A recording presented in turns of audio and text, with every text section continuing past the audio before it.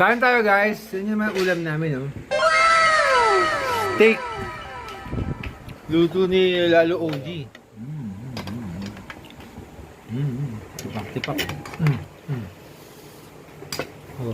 Maria. Chicha ni Goryo ba yan? Ano yun? Parang bibitayin na bukas.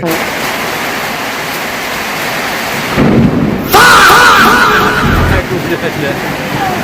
Video. Kidlat. Nagulat si mama. Uling mo. Oo, mga kidlat. Uwang ko sa video ma.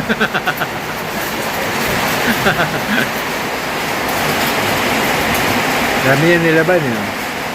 Kahapon pa yan eh. Kaya pag nga ka mo umaraw, kaya natuyo.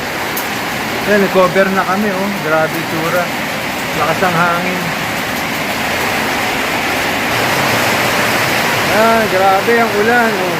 Yung mga freezer namin, pinagbabalutan na namin. Kasi baka mapagbabasa. O, dito kasi nanggagaling yung ulan, kaya nanghanap kami ng mga tela, pinang-cover namin dyan. Dyan yung galing yung hangin eh. Pumapasok dito. Ayan oh.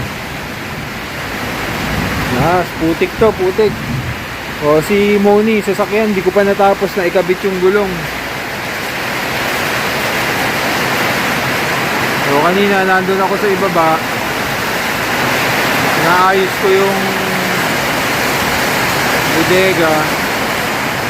Kaso, dapat magbubuhos kami ng semento ni Goryo. Ayun oh. Ayun, yun yung pamorma. Eh kaso nga nakita ko napakadilim. Kaya sabi ko sa kanya, huwag na muna.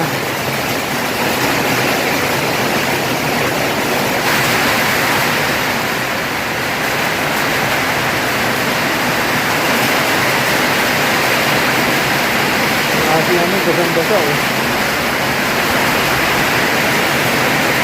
Ano naman nanay ko ready na yan sa OBA seminar niya.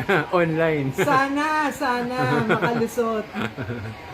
Ayan, naligo pa na nawasa yan. Galit na galit na naputol yung tubig niya. Siyempre, andyan ang aking anak na secretary hindi pa nagsusuklay. Recording artist, taga-record ng usapan.